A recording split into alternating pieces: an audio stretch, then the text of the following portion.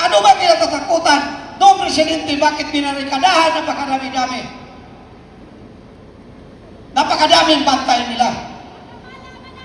Natatakot ba sila dahil sa ginawa nilang kabulastugan? Huwag kayong mag-alala. Patikim pa lang itong nakita ninyong dami ng tao na sumuporta sa Aklo. Hindi pa ito. Tumigil na ako sa pag-leader sa kalsada, pero kailangan kong bumalik.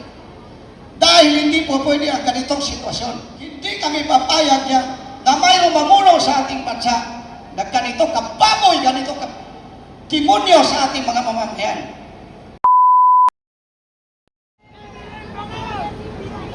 Gandang hapon sa ating lahat. Hindi ko na isa-isahin ito kasi marami ito. Maraming salamat sa Manobo Tribe na nandito ngayon. Nandito yung mga taga-Negros, sumuporta, dahil nasaktan na rin sa mga nangyayari. Lahat, pati mga taga-media, sa kasama nating mga pulis, sundalo, at kung saan tayo galing, magandang hapon sa ating lahat. Ito, mahaba-haba sana ito, pero medyo limitado tayo ng oras. Bilisan ko na lang. Focus lang tayo doon sa nangyayari natin na pagtaas ng langis. Kung bakit ba ito ginanito tayo ng ating gobyerno.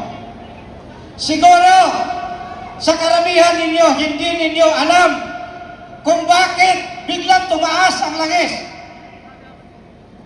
Wala nang makuha ang gobyerno na nakawin ng flood control. Kung hindi, dito naman tayo sa langis.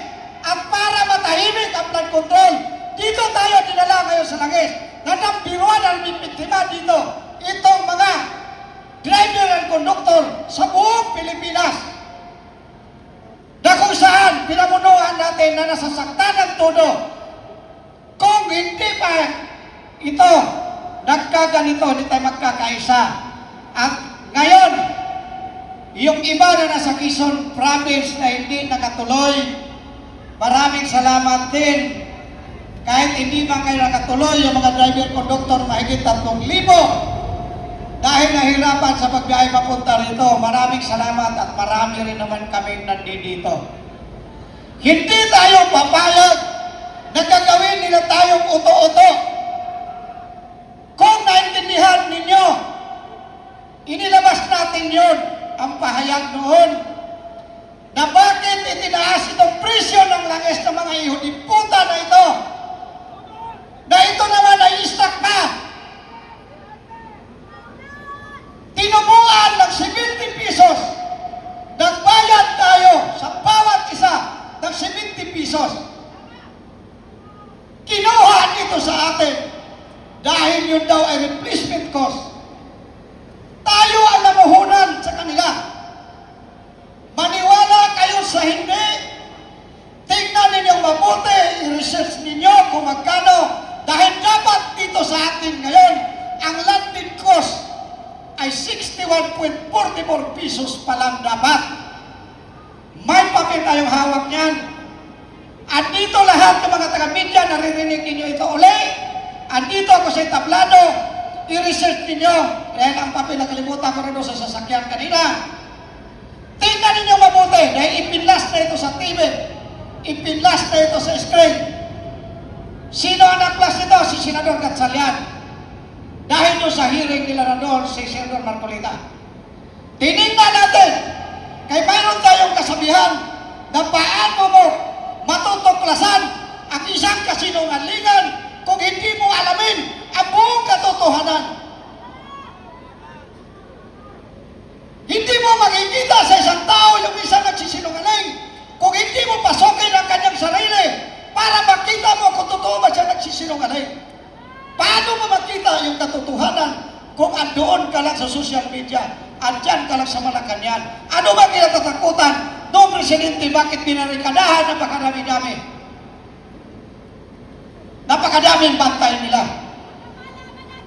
Natatakot ba sila dahil sa ginawa nilang kabulastugan? Huwag kayong mag-alala. Patikim pa lang itong nakita yung dami ng tao na sumuporta sa Aklo. Hindi pa ito. Dahil ito ngayon, pagkatapos nito na speech ko, didiretso ako sa airport, lilipad ako para alamin sa buong mga kaprobinsyahan yung mga nubo natin na inaapi, inaagalan ng lupa na walang pakundangan sa kahayupan ng ating mga oligarko. Pilitin natin magkaisa itong lahat mula sa bukid hanggang sa batak. Dahil itong gobyernong ito na walang pakundangan sa pandulukong sa taong bayan, hindi natin ito papayagan.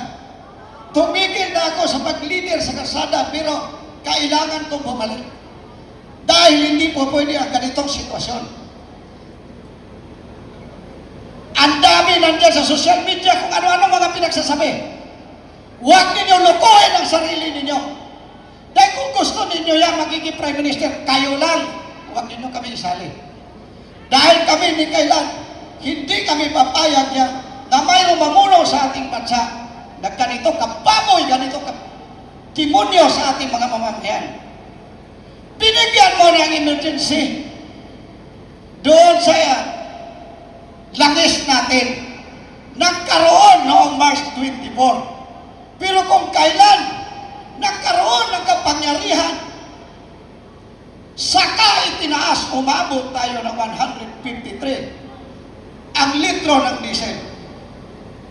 Yung ba ang tamang presidente? Binigyan ka na ng karapatan na para puksain itong lahat. Nang dahil doon sa Winner Regulation Law, hinayaan mo na mabuyin yung Pilipino. Hinayaan mo na maghihirap ang lahat. Walang pakundangan itong kahayupan na ito. Nagtaas ang langis, umabot ng 153 ang litro. Pero nung humirit ang transport na kailangan ng karagdagan ng pamasahe para magtuloy-tuloy ang trabaho ng ating magkagawa, anong ginawa? Nag-approve ang LTFRB, pero pinigilan ng ating gobyerno para hindi magkapagtaas. Kaya hindi na kailangan mag-transport strike pa tayo. Dahil kusa ng tumigil ang mga sasakyan sa kalsada dahil wala ng pambili ng diesel. Ito ba ang legacy na iiwan ng ating gobyerno?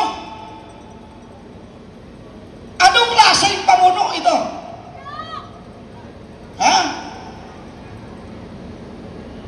Siguro, magising na ang lahat. Dahil lahat ng kahayupang yan, alam naman natin ng taong bayan kung ano dapat natin gawin.